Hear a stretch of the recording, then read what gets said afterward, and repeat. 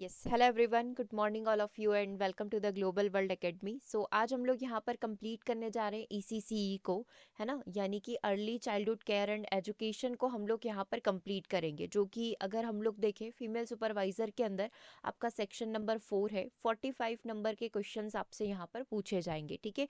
तो इसी के बारे में थोड़ा सा डिस्कशन आज हम लोग करेंगे। कुछ 20 से 25 एमसीक्यूज हम लोग यहाँ पर कंप्लीट करेंगे इस टॉपिक से, क्योंकि 90% पार्ट पूरा आपका चाइल्ड डेवलपमेंट का है। मतलब जो सीडीपी आपने प्राइमरी में पढ़ी होगी, है ना, पीएस स्टैट में पढ़ी होगी, वही पूरा का पूरा सीडीपी यहाँ पर है। बचा हुआ 10% जो है थोड़ा बहुत ईसीसी के बारे में अलग से पूछ लिया जाता है, क्योंकि अलग से ये एक स्कीम है ना। और कब लॉन्च किया गया, क्या बेनिफिट है, कौन कौन इसमें इंक्लूड है, इस टाइप के क्वेश्चंस पूछे जाते हैं। तो पूरा चाइल्ड डेवलपमेंट है। बाकी कुछ चीज़ें जो है ईसीसी की अलग से पूछी जाती है, वो आज हम लोग यहाँ पर कंप्लीट करने वाले, ओके। सो ये गवर्नमेंट का एक ऑफिशियल डेटा, एक ऑफिशियल रूल बुक टाइप आप कह सकते हैं, है ना, जो गाइडेंस या गाइड कह सकते हैं। उससे हमने कुछ नोट्स यहाँ पर प्रिपेयर करे हैं। बाकी एनआईओएस में भी आप इसका प्रोग्राम देख सकते हैं, वहाँ पर भी इसके कंप्लीट नोट्स दे रखे हैं, चैप्टर वाइज नोट्स यहाँ पर दे रखे हैं, ठीक है। तो चलिए इन शॉर्ट समरी में हम लोग सारी चीज़ों को डिसाइड करते हैं, डिस्कवर करते हैं। तो सबसे पहले यदि बात की जाए ईसीसी की, तो फुल फॉर्म आपको पता चल गया, प्रारंभिक बचपन देखभाल और शिक्षा। यानी कि मतलब एक आध क्वेश्चन तो आपसे यही पूछ लिया जाता है, what is the full form of IDs, what is the full form of ECC. तो मोस्टली क्वेश्चन तो आपके बेसिक से ही हो जाते हैं। फुल फॉर्म देख लीजिए, early childhood care and education. पहला वाला जो है हमारा चाइल्डहुड है और दूसरा वाला सी का मतलब है केयर। ये भी पूछा गया है कि दूसरे वाले सी का मतलब क्या है। तो अर्ली चाइल्डहुड मतलब प्रारंभिक बचपन, उसकी केयर देखभाल करना और उस समय एजुकेशन प्रोवाइड करवाना। शुरुआती समय में बच्चों की केयर करना और उनको एजुकेशन प्रोवाइड करवाना ही ईसीसीई है, ठीक है। किन बच्चों को कवर करता है? तो 0 से 6 वर्ष के जो बच्चे होते हैं, है ना, उनको ये कवर करता है। उन बच्चों के शारीरिक, मानसिक, सामाजिक और भाषाई विकास की जिम्मेदारी जो है ईसीसीई पर होती है। महत्व क्या है? इस आयु वर्ग में बच्चों का जो है तीव्र विकास यहाँ पर होता है। समुचित देखभाल और शिक्षा बच्चों के समग्र विकास को यहाँ पर सुनिश्चित करना, है ना, ये ईसीसी के पर्पस हो गए। क्योंकि हम लोग ये जानते हैं कि 0 से 6 वर्ष में बच्चों का जो डेवलपमेंट है, ग्रोथ जो है वो काफ़ी फास्ट भी होती है ना। बच्चों की ओवरऑल देखभाल करना और बच्चों को शिक्षा से यहाँ पर कनेक्ट करना ईसीसी का पर्पस है। तो मेन टारगेट देखा जाए ईसीसी के, तो क्या क्या टारगेट हो सकते हैं?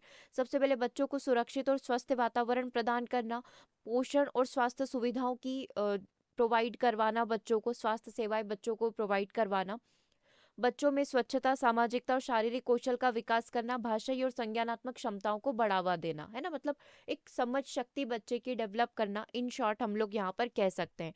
अब इसमें कौन कौन सी चीज़ें आ जाती है? स्वास्थ्य, पोषण और स्वच्छता आ जाती है, जिसमें बच्चों को पौष्टिक आहार प्रोवाइड करवाना, वैक्सीनेशन प्रोग्राम, स्वच्छ वातावरण प्रोवाइड करवाना, स्वास्थ्य परीक्षण और चिकित्सा देखभाल को सुनिश्चित करना। केयर और यहाँ पर किस में आ जाएगा? देखभाल और संरक्षण में क्या आ जाएगा? बच्चों को एक स्नेहपूर्ण और प्रेरणादायक माहौल उत्पन्न करना, उनकी भावनात्मक और सामाजिक जरूरतों को समझना और उन पर ध्यान देना। प्रारंभिक शिक्षा की बात करें, खेल और गतिविधि आधारित शिक्षा, भाषा, गणित और रचनात्मक कौशल को यहाँ पर बढ़ावा देना, किस में आ जाता है? अपने ईसीसी के घटक में आ जाता है। और क्या पूछ सकते हैं कि भारत में ईसीसी का क्या परिक्षेप्य हो सकता है, मतलब भारत के अंदर, क्योंकि ऐसा नहीं है कि सिर्फ इंडिया में ही early childhood care and education है। ऐसे प्रोग्राम हर कंट्रीज में चलते हैं, ठीक है, क्योंकि यही वो एज होती है जहाँ पर हम लोग बच्चे को पूरा बिल्ड कर सकते हैं, है ना। तो देखना ईसीसी का भारत में क्या परिक्षेप है, तो 2013 की राष्ट्रीय ईसीसी नीति के अनुसार बच्चों को क्वालिटेटिव एजुकेशन और देखभाल प्रदान करना, बच्चों को गुणवत्तापूर्ण शिक्षा और देखभाल करवाना, ठीक है। ये स्कीम कब लॉन्च की गई थी? तो ये स्कीम लाई गई थी 1975 के अंदर। 6 वर्ष तक के बच्चों की पोषण, स्वास्थ्य और शिक्षा की जरूरतों को पूरा करना आईसीडीएस का उद्देश्य है। गर्भवती और स्तनपान कराने वाली महिलाओं को स्वास्थ्य सुविधाएं प्रदान करना। विभिन्न निजी और गैर सरकारी संस्थानों द्वारा ईसीसी सेवाएं भी उपलब्ध यहाँ पर करवाई जाती है। इसका एक प्रोग्राम भी होता है, इसमें डिप्लोमा भी करवाया जाता है। फिर ये जो है ईसीसी की सर्विस लोगों तक देते हैं ना। इसका पूरा एक कोर्स यहाँ पर होता है, ठीक है। डिप्लोमा होता है, 1 ईयर सर्टिफिकेट प्रोग्राम होता है, कई सारी चीज़ें होती है हमारे इंडिया के अंदर। अब अगर मैं ऑल ओवर दी वर्ल्ड बात करूँ तो ईसीसी क्या है, तो यूनेस्को की अगर हम लोग बात करें, है ना, तो ईसीसी को बच्चों के मौलिक अधिकारों का हिस्सा यहाँ पर माना जाता है कि शुरुआती समय में बच्चों को एजुकेशन एंड केयर मिलना उनका राइट है, उनका अधिकार है, ठीक है। एसडीजी की यदि मैं बात करूँ, सतत विकास लक्ष्य या सस्टेनेबल डेवलपमेंट ग्रोथ की बात करूँ, तो इसमें ये बोला गया है कि 2030 तक सभी बच्चों को गुणवत्तापूर्ण ईसीसी प्रदान की जानी चाहिए। ओके, तो ये ईयर आपको ध्यान रखना है, 2030 में बोला है कि 2030 तक हर बच्चे तक अपने जो है दुनिया के हर बच्चे तक ये सर्विस होनी चाहिए। ईसीसी को शिक्षा और विकास का प्रारंभिक चरण भी यहाँ पर माना जाता है। अगला देखिए, आपको चुनौतियां भी है, क्योंकि अगर कोई सर्विस आई है तो डेफिनेटली कहीं ना कहीं चुनौतियां उसके सामने यहाँ पर होती है। तो ग्रामीण और शहरी क्षेत्रों में समान जो है सेवाओं का असमान वितरण यहाँ पर है, किसी गांव में अच्छी सुविधाएं मिल रही, कहीं पर नहीं मिल रही है। पोषण और स्वास्थ्य पहुंच की कमी है, प्रशिक्षित कार्यबल की कमी है कि इतने लोग नहीं है सर्विस देने वाले, और सामाजिक और आर्थिक कारकों का नकारात्मक प्रभाव आप यहाँ पर देख सकते हैं, ताकि बच्चों में जो है ये सर्विस जो है आईसीडीएस स्कीम अच्छे से नहीं पहुंच पा रही है। समाधान क्या है, सभी बच्चों तक स्वास्थ्य, पोषण और शिक्षा सेवाओं की पहुंच को सुनिश्चित करना, आंगनवाड़ी केंद्रों को सशक्त बनाना, क्योंकि इन्हीं के थ्रू जो है ये स्कीम लाई जा सकती है। जागरूकता कार्यक्रम और सामुदायिक भागीदारिता को बढ़ावा देना कि हर कोई आगे उठकर आए इसके लिए, ठीक है। चलिए, तो अब आता है कि चलो ये तो थ्योरी है, समरी अपन ने पढ़ ली। बेसिकली हमने ये जो बनाए थे एनआईओएस से बनाए थे, तो शॉर्ट नोट्स हमने यहाँ पर देख लिए। अब क्या क्या क्वेश्चंस पूछे जा सकते हैं, तो ईसीसी किस आयु वर्ग के बच्चों पर ध्यान देता है, तो बहुत ही सिंपल सा क्वेश्चन हो गया, क्योंकि अभी जस्ट आप पढ़कर आए हो। तो 0 से 6 वर्ष के आयु के जो बच्चे हैं उनके ऊपर ये ध्यान देते हैं, है ना, उनकी पूरी केयर, उनकी पूरी देखभाल, उनका पूरा संरक्षण। अगला, ईसीसी का मुख्य उद्देश्य क्या है, बच्चों को उच्च शिक्षा देना, बच्चों को मानसिक, शारीरिक, सामाजिक और भाषाई कौशल के लिए प्रोत्साहित करना, बिल्कुल बच्चों को खेल में लेने के लिए प्रोत्साहित करना, बच्चों को ओनली स्वास्थ्य सेवाएं देना, तो ये भी गलत हो जाएगा, राइट। चलिए अगला देखिएगा, अगर ईसीसी के उद्देश्य से क्वेश्चन बने तो कैसा बन सकता है, ईसीसी का उद्देश्य निम्नलिखित में से कौन सा नहीं है। बच्चों में स्वच्छता की आदतें विकसित करना, बिल्कुल उद्देश्य भावात्मक विकास करना, बच्चों को खेल आधारित शिक्षा देना, केवल गणित और विज्ञान पर ध्यान केंद्रित करना, ये ईसीसी के पर्टिकुलर उद्देश्य के अंदर नहीं आता है। तो आंसर हो जाएगा ऑप्शन नंबर डी। हमने पढ़ा था उद्देश्य के अंदर, हमने देखा था कि गणित, भाषा, विज्ञान जैसी रचनाई भाषाओं का विकास करना, मतलब एक क्रिएटिव डेवलपमेंट करना, न कि ध्यान केंद्रित करना, विषय पर ध्यान केंद्रित करना, ठीक है। चलिए आगे बढ़ते, अगला देखिएगा, ईसीसी के अंतर्गत बच्चों को क्या प्रदान किया जाना चाहिए, स्वास्थ्य और सुरक्षित वातावरण, मोबाइल फोन, केवल खेल गतिविधियां, उच्च स्तरीय शिक्षा, तो केवल सुरक्षित वातावरण, यानी कि ऑप्शन नंबर 1 अपना करेक्ट हो जाएगा। अगला देखिएगा, ईसीसी के लिए भारत सरकार ने कौन सी योजना शुरू करी है, तो आईसीडीएस योजना यहाँ पर शुरू करी गई, जिसका नाम है integrated child development service scheme. इसको यहाँ पर शुरू किया गया है, जो कि यहाँ पर सारी स्कीम्स को क्या करती है, मर्ज करती है, और हर एक बच्चे तक इस सुविधा को पहुंचाने की योजना बनाती है। आईसीडीएस योजना को कब शुरू किया गया था, 1975 में इस योजना को यहाँ पर शुरू किया गया था, ठीक है। आईसीडीएस के अंतर्गत आप इसको यहाँ पर पूरा समझ सकते हैं। अगला देखिए, यूनिवर्सल, अगर ऑल ओवर दी वर्ल्ड हम लोग बात करें तो ईसीसी के किस संगठन को बच्चे के मौलिक अधिकारों का हिस्सा माना गया है, तो यूनेस्को ने माना है, तो आंसर आपका यूनेस्को हो जाएगा, ठीक है। अगला देखिएगा, सतत विकास लक्ष्य एसडीजी के अनुसार किस वर्ष के सभी बच्चों को गुणवत्तापूर्ण ईसीसी प्रदान करने का लक्ष्य, तो ये बोला गया है कि 2030 तक सभी बच्चों तक ईसीसी पहुंच जाना चाहिए, हर एक बच्चे को ये सुविधा यहाँ पर मिलना चाहिए, ठीक है।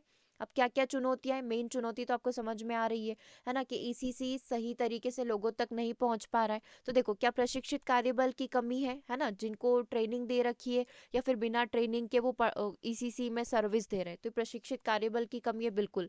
अधिक आंगनबाड़ी केंद्रों की उपलब्धता है, तो दिक्कत कैसे है, शहरी क्षेत्रों में सेवाओं की अधिकता है, तो दिक्कत कैसे, सभी बच्चों तक सेवाओं की पहुंच है, basically B C and D option positive है, हमको नेगेटिव ढूंढना था।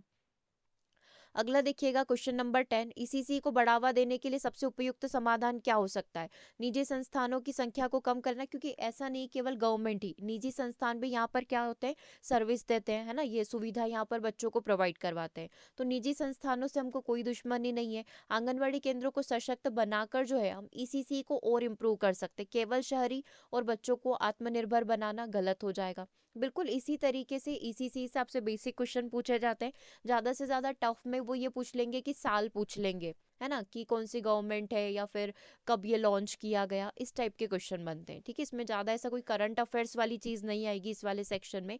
करंट अफेयर्स वाली चीज़ आएगी आपके सेक्शन नंबर 1 के अंदर। ठीक है, 55 नंबर का जो हेल्थ वाला होगा उसमें आपका करंट अफेयर्स आएगा। ठीक है, ईसीसी के स्वास्थ्य और पोषण घटक का मुख्य उद्देश्य क्या होता है? बेसिकली बच्चों को पौष्टिक और स्वास्थ्य सेवाएं यहाँ पर प्रदान करना, पौष्टिक आहार और स्वास्थ्य सेवाएं प्रदान करना। ठीक है, अगला देखिएगा, बच्चों में भाषाई कौशल के विकास के लिए ईसीसी में कौन सी गतिविधि को शामिल किया गया? संगीत और नृत्य को, कहानियां सुनना और बातचीत को, व्यायाम को और गणित के प्रश्न को। कहानियां सुनाना और बातचीत करना ईसीसी एक्टिविटी के अंदर आता है। ठीक है, क्योंकि अर्ली चाइल्डहुड केयर भी है और एजुकेशन भी, तो एजुकेशन कैसे होगी? चाइल्ड चाइल्ड वाली होगी, चाइल्ड सेंटर्ड होगी, बाल आधारित होगी। ठीक है, इसी सी के लिए कौन सी चुनौती यहाँ पर नहीं है? प्रशिक्षित शिक्षकों की कमी, स्वास्थ्य सेवाओं की कमी, गुणवत्तापूर्ण सेवाओं तक असमान पहुंच या ग्रामीण क्षेत्रों में बच्चों की उच्च साक्षरता दर है। तो ये तो कोई कमी नहीं है, ये तो अच्छी बात है। तो आंसर क्या हो जाएगा आपका? ऑप्शन नंबर डी हो जाएगा। ठीक है, ईसीसी के तहत भारत में सबसे अधिक ध्यान किस आयु वर्ग पर दिया गया? तो 0 से 6 वर्ष के आयु वर्ग के बच्चों को ईसीसी के अंदर यहाँ पर कंसीडर किया गया है। अगला क्वेश्चन देखिएगा, ईसीसी में बच्चों की भावनात्मक जरूरतों का ध्यान रखने के लिए क्या किया जाना चाहिए? सुरक्षित और स्नेहपूर्ण वातावरण देना चाहिए, बिल्कुल देना चाहिए। कठोर अनुशासन नहीं, माता पिता से दूरी, खेल गतिविधियों में कमी। तीन ऑप्शन वैसे ही नेगेटिव हो गए। आंसर क्या हो जाएगा? Option number 1। ईसीसी में देखभाल और संरक्षण का उद्देश्य क्या होगा? बच्चों के मानसिक भावनात्मक विकास को प्रोत्साहित करना, यस। केवल पढ़ाई पर ध्यान केंद्रित करना, option number B. Option number C, स्वतंत्रता छोड़ देना, बच्चों की क्रिएटिविटी को सीमित कर देना, ये भी नेगेटिव हो जाएगा। ठीक है, अगला देखिएगा, ईसीसी से संबंधित सतत विकास लक्ष्य एसडीजी का कौन सा लक्ष्य 4 का हिस्सा है? ऐसे एसडीजी 1 2 3 4.0 ऐसे चलते हैं, है ना। तो एसडीजी का 2030 तक का लक्ष्य था कि बच्चों को क्या करना है? प्रारंभिक शिक्षा प्रदान करना है।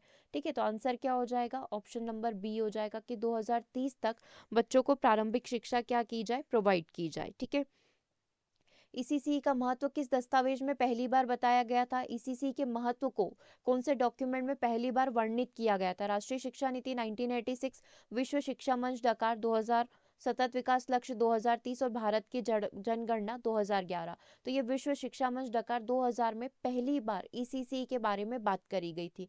फिर लक्ष्य रखा गया था कि एसडीजी 2030 जो है तब तक सभी बच्चों तक ईसीसी पहुंच जाना चाहिए। ठीक है, ईसीसी कार्यक्रम का फायदा क्या है? केवल माता पिता को शिक्षित करना, बच्चों के संपूर्ण विकास को प्रोत्साहित करना, तो ये पॉजिटिव है। ये वाला और ये वाला आपका फिर से नेगेटिव हो गया। ईसीसी में बच्चों के शारीरिक विकास के लिए कौन सी गतिविधियां प्रमुख होती है? संगीत और नृत्य, खेलकूद और शारीरिक व्यायाम, कहानियां सुनाना और बैठकर पढ़ाई करना। तो ना, अगर शारीरिक फिजिकल एक्टिविटी बोले तो फिजिकल एक्टिविटी में तो कोई एक्टिविटी जो फिजिकल हो रही हो, शारीरिक हो रही हो, तो खेलकूद और शारीरिक व्यायाम हो जाएगा। ठीक है, चलिए, इसी में आंगनवाड़ी कार्यकर्ता जो होते हैं उनकी क्या भूमिका होती है? वही बच्चों को पोषण और स्वास्थ्य सुविधाएं प्रदान करना हमारे आंगनवाड़ी कार्यकर्ता का एक मुख्य दायित्व बन जाता है। ठीक है, अगला क्वेश्चन नंबर 12 देखिएगा, ईसीसी कार्यक्रम में कौन सी गतिविधि संज्ञानात्मक विकास को बढ़ाती है? बच्चों के कॉग्निटिव डेवलपमेंट को बढ़ाती है ना, मतलब समझ आधारित। दौड़ और खेलकूद फिजिकल एक्टिविटी हो जाएगी। पजल और समस्या समाधान खेल बढ़ाएगी, बिल्कुल बढ़ाएगी। चित्रकारी और गायन उनमें आर्ट को डेवलप करेगा। और केवल अनुशासन सिखाना उनमें बोल सकते हैं ना कि डिसिप्लिन लेकर आएगा। ठीक है, अभी हमसे संज्ञान पूछा था, कॉग्निशन पूछा था, तो आंसर क्या हो जाएगा? ऑप्शन नंबर बी हो जाएगा। ठीक है, चलिए अगला देखिएगा, क्वेश्चन नंबर 13 है ना, पेरेंट्स का क्या रोल होता है? तो माता पिता ईसीसी में किस प्रकार से सहायता कर सकते हैं? तो उनको सहयोग कर सकते हैं, है ना। तो बच्चों को शिक्षा और देखभाल का सहयोग देना, केवल शिक्षा पर बच्चों को स्वतंत्र और कोई भागीदारिता न करना, सारे नेगेटिव है, केवल एक पॉजिटिव है, दैट इज ऑप्शन नंबर 1। अगला क्वेश्चन नंबर 14 देखिएगा, ईसीसी कार्यक्रम के अंतर्गत बच्चों को प्रोत्साहित करने का सबसे अच्छा तरीका क्या है?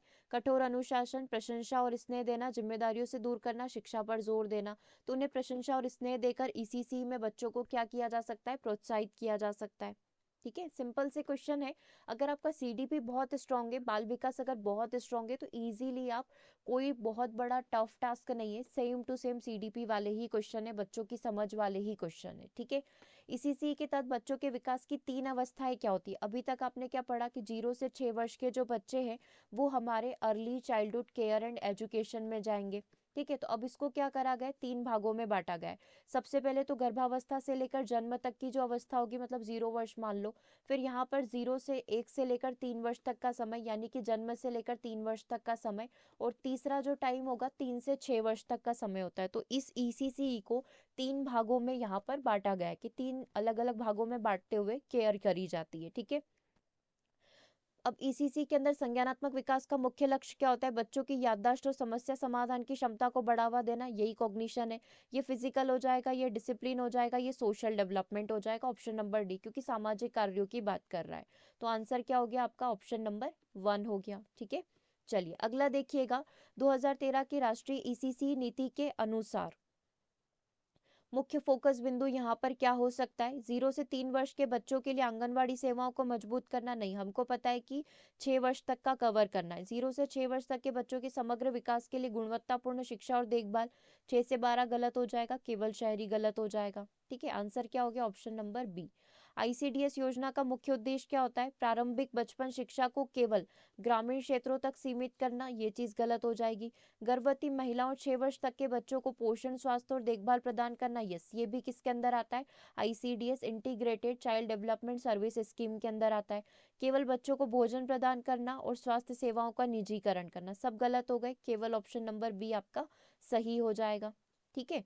चलिए अगला क्वेश्चन नंबर 3 देखिएगा, किस शोधकर्ता ने प्रारंभिक बचपन में संज्ञानात्मक विकास के चरणों का वर्णन किया था, तो ये अपने बाल विकास की थ्योरी जिन पियाजे ने किया था, 4 अवस्थाएं बताई थी, सेंसरी मोटर स्टेज, 2 से 7 वर्ष की अवस्था प्री ऑपरेशनल स्टेज पूर्व संक्रियात्मक अवस्था, 7 से 12 कंक्रीट ऑपरेशनल स्टेज, और 12 वर्ष से ज़्यादा जो हो जाएगी हमारी फॉर्मल ऑपरेशनल स्टेज यहाँ पर हो जाएगी। ठीक है। आनुवंशिकता और पर्यावरण के योगदान का अध्ययन ईसीसी के किस पहलू से संबंधित है, तो आनुवंशिकता और पर्यावरण की बात करें तो प्रकृति बनाम पोषण हो जाता है, मतलब नेचर वर्सेस नर्चर थ्योरी हो जाती है ना। नेचर मतलब कि अपना प्रकृति, मतलब कि आनुवंशिकता, नर्चर मतलब कि इन्वायरमेंट, मतलब कि आसपास का पोषण, जैसे बच्चा बड़ा होता जाएगा उसकी देखभाल होती रहेगी, वो चीज़ों को सीखता रहेगा। ठीक है। तो आनुवंशिकता बनाम पर्यावरण बोल सकते हो, प्रकृति बनाम पोषण बोल सकते हो, नेचर वर्सेस नर्चर आप कह सकते हो, तीनों एक ही चीज़ है, एक ही नाम है, एक ही मीनिंग है, कोई डिफरेंस नहीं है। अगला देखिएगा, विश्व शिक्षा मंच डकार 2000 ने ईसीसी के कौन से लक्ष्य निर्धारित किए थे, अभी आपने क्वेश्चन किया था कि कहाँ पर पहली बार ईसीसी का दस्तावेज या डॉक्यूमेंट प्रस्तुत किया गया था, तो विश्व शिक्षा मंच डकार में किया गया था। ठीक है। तो उसमें यही चीज मेंशन करी गई थी कि 0 से 6 वर्ष के बच्चों के लिए गुणवत्तापूर्ण देखभाल और शिक्षा प्रोवाइड की जाए। और ये जो एसडीजी है ना, ये अपने इंडिया का है, सस्टेनेबल डेवलपमेंट ग्रोथ जो है, इसके जो हर साल जो अलग अलग निकलते हैं, है ना, 2.0 3.0 करके 4.0 करके, तो ये हर एक अपनी कंट्री का जो है इंडिविजुअल है। इसी के लिए सबसे बड़ी चुनौती क्या है, क्योंकि यहाँ पर प्रशिक्षित जो ट्रेनर्स हैं वो कम है ना, तो प्रशिक्षित शिक्षकों की कमी हम लोग यहाँ पर कह सकते हैं। अगला क्वेश्चन देखिएगा, ईसीसी में समुदाय की भागीदारिता का प्रमुख उद्देश्य क्या है, अगर समुदाय आसपास के लोग आगे आते तो केवल शिक्षा सेवा में सुधार करना, बच्चों के लिए सुरक्षित और सहयोगात्मक वातावरण बनाना, बिल्कुल, अगर सभी लोग इससे जुड़े हुए रहे तो बच्चों को एक सुरक्षित और सहयोगात्मक वातावरण मिलेगा, है ना, बाकी सब नेगेटिव है। ईसीसी में माता पिता की भूमिका को कैसे मजबूत किया जा सकता है, उन्हें बच्चों की शिक्षा और देखभाल की प्रक्रियाओं में शामिल करके, बिल्कुल करके किया जा सकता है, केवल शिक्षक सलाह देकर और सहकारी योजना, ये तीनों गलत हो जाएगी, तो आंसर क्या हो जाएगा आपका, ऑप्शन नंबर 1 हो जाएगा। ठीक है। तो ये कुछ ईसीसी से रिलेटेड बेसिक क्वेश्चंस थे, ये हमने यहाँ पर कर लिए। इसी में आपका आईसीडीएस भी आ जाएगा, क्योंकि मेन जो आईसीडीएस है पूरा का पूरा integrated child development service scheme, एकीकृत बाल विकास सेवा और योजना, ये आपका सेक्शन 1 में आता है, 8 नंबर में आपसे ये पूछा जाता है। ठीक है। तो ये आप सेक्शन 1 में पढ़ रहे हैं, सेक्शन 1 के 1 लाइनर्स जो है आपके रेगुलर मॉर्निंग में चल रहे हैं, आप उसे भी अटेंड करें। ठीक है। इसका हमने 1500 क्वेश्चन का सीरीज भी बना दिया है, तो पूरे के पूरे 55 नंबर आप उस सीरीज से कवर कर सकते हैं। हर एक टॉपिक को हमने बहुत डिटेल में कवर करवाया 1500 क्वेश्चन की सीरीज में, तो वहां जाकर भी आप अपनी स्टडी को कंटिन्यू कर सकते हैं। और सेक्शन 1 एंड सेक्शन 4 के 4 जो है, इसके इंडिविजुअल कोर्सेज भी अवेलेबल हैं, इन्हें भी आप ज्वाइन कर सकते हैं। और कोई भी डाउट रहता है कोर्स से रिलेटेड, आप हमें इस नंबर पर व्हाट्सअप कर सकते हैं। ठीक है। यदि आपके पास ऑलरेडी ऐप है तो आप उसे भी ज्वाइन कर सकते हैं। ओके, सो सेशन को ओवर करते हैं, मिलते हैं हम लोग अपने नेक्स्ट सेशन में। Thanks for watching.